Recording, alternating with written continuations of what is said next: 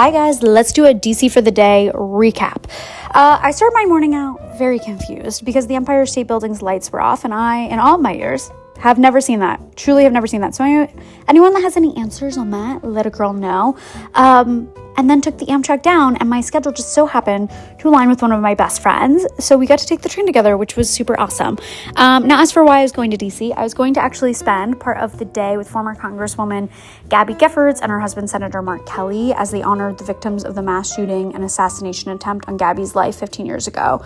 If you don't know the background, it is beyond a true miracle that Gabby survived. And she is the most resilient person of truly all time, and has been determined beyond comprehension in not only her own recovery from that gun violence, but also been working at the helm of an organization she co-founded called Giffords, which, of course, thinking of all of that context put together, right, is aimed at eliminating gun violence through common sense reforms. So in addition to taking action on that issue, by the way, Giffords also puts out a lot of really interesting and helpful resources. And one of the ones that I always like to look at and I think is super helpful is the annual gun loss scorecard. So you can see where your state is at, where other states sort of compare and get an understanding of the landscape and all of those things.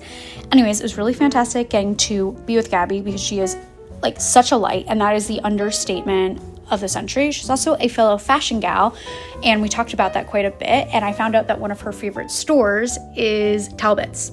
And one of my first words as a little wee thing was Talbot. So we love to see a full circle moment. Also, one of my goals for work days this year is to include a little bit of side quest time in every day. So with that in mind, I did go to the botanical gardens, got myself basically a free little sauna moment, you know what I mean? And then I packed up shop and headed back to the city, and that was the day.